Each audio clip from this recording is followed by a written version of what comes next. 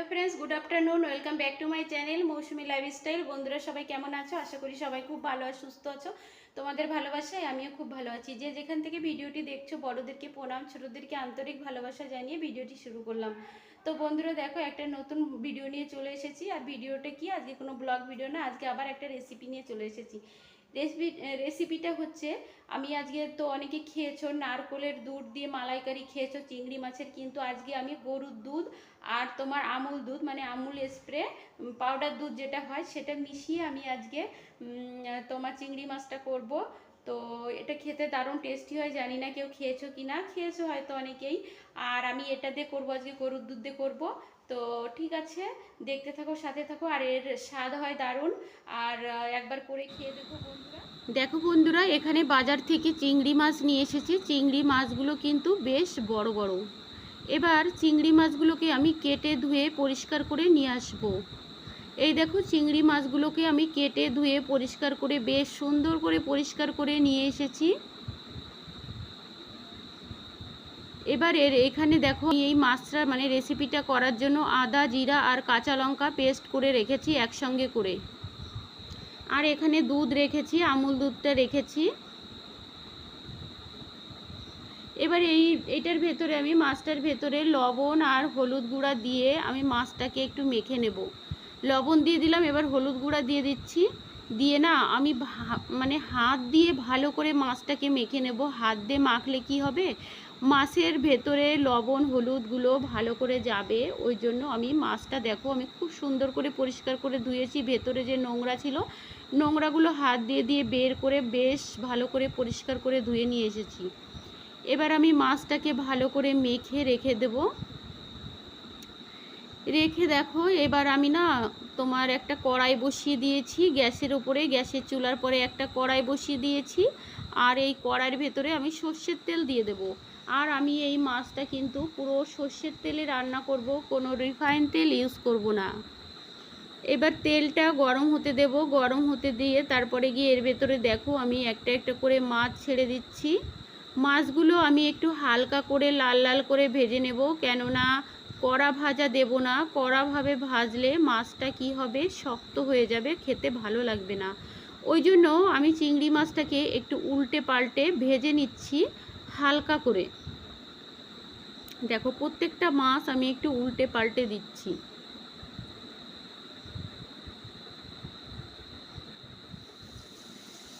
এবার চলো, মাছটা দেখো ভাজা হয়েই এসেছে। আর আমি পাশে দেখো দুধ বসিয়ে দিয়েছি। একটা সসপ্যানে তোমার দুধ গরম করতে বসিয়েছি। আর দুধটা একটু হালকা গরম হয়ে উঠলে না, এর ভেতরে আমি আমুল দুধটা মিশিয়ে নেব। যদি দুধটা বেশি গরম হয়ে যায় না, তো আমুল দুধটা দিলে দলা পেকে যাবে।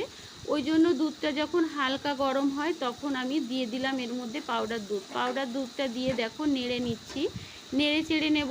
এবার গরুর দুধের সাথে পাউডার দুধটা বেশ ভালোভাবে মিশে যাবে। আমি যেমন গরম জল করে রান্না করি তেমন দুধটা গরম করে নিচ্ছি, তাতে খাবারের টেস্টটা ভালো হবে, তাই না? তো আমি এর ভেতরে জলও দিয়েছি, অল্প পরিমাণে জল দিয়েছি। এবার দেখো, আমার মাছগুলো ভাজা হয়ে গেছে। এবার মাছগুলো আমি অল্প অল্প করে নামিয়ে নিচ্ছি একটা বাটির মধ্যে।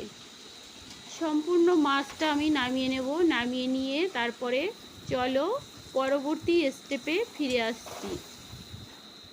দেখো, মাছগুলো নামিয়ে নিয়েছি। সেই মাছ ভাজা করার ভেতরেই আমি আবার খানিকটা সর্ষের তেল দিয়ে দিলাম।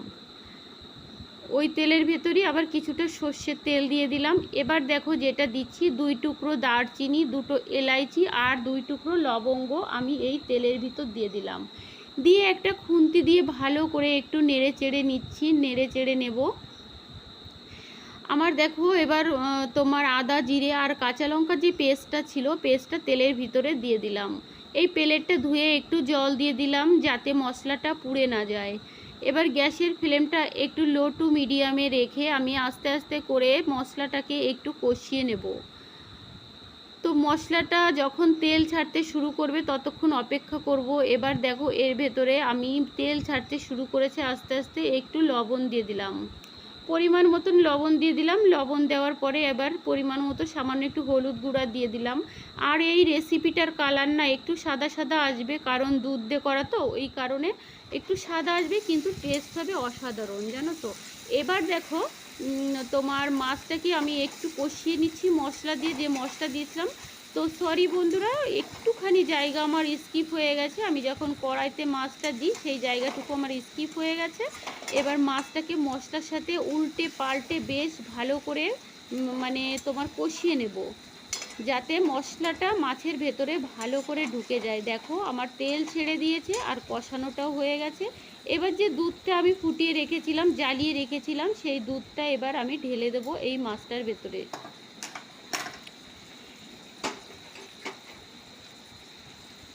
পুরোটাই ঢেলে দেবো। আর দেখো একেবারে কমও দেবো না, বেশিও দেবো না, কেননা রেসিপিটা মানে ঝোলটা একটু ফুটবে তো সেই জন্য। এবার দুধটা দিয়ে দিলাম।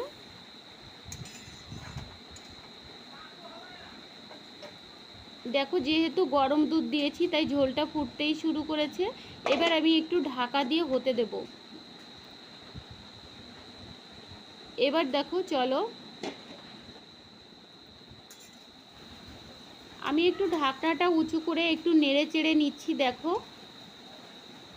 নাড়াচাড়া করে নিলাম। একটু গ্যাসটাকে আমি লো টু মিডিয়ামে করে রাখবো, বেশি মানে হাইতে করে রাখলে ঝোলটা তাড়াতাড়ি শুকিয়ে যাবে।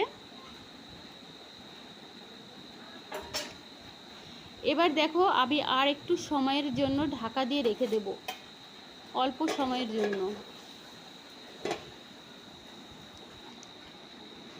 এবার আবার ঢাকনাটা খুলে নিলাম। এবার এর ভিতর যেটা দেব দেখো, সামান্য একটু গরম মশলা গুঁড়া আমি দিয়ে দেব এই মাছটার ভেতরে, ঝোলটার ভেতরে। আবার একটু চিনি দিয়ে দেবো, চিনিটা কিন্তু মাস্ট দিতেই হবে, হাফ চামচ মতো চিনি দিয়ে দেব। চিনিটা না দিলে পরে না তোমার টেস্ট আসবে না একদমই, চিনিটা দিতেই হবে এর ভেতরে। তো চিনিটা দিয়ে দিলাম আর গরম মশলার গুঁড়াটা দিয়ে দিলাম। গুঁড়া দিয়ে এবার একটু ভালো করে নাড়াচাড়া করে নেব। দারুণ একটা ফ্লেভার বেরিয়ে গেছে। আমার প্রায় মাছটা হয়েই এসেছে। এবার আমি আবার একটুখানি ঢাকা দিয়ে রেখে দেব, অল্প সময়ের জন্য ঢাকা দিয়ে রেখে দেব।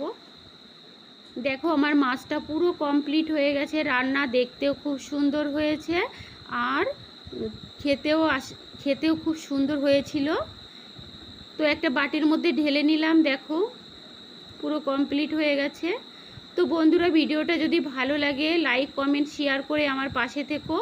টাটা সবাইকে, সবাই ভালো থেকো, সুস্থ থেকো। আবার ফিরে আসবো একটা নতুন ব্লগ ভিডিও নিয়ে।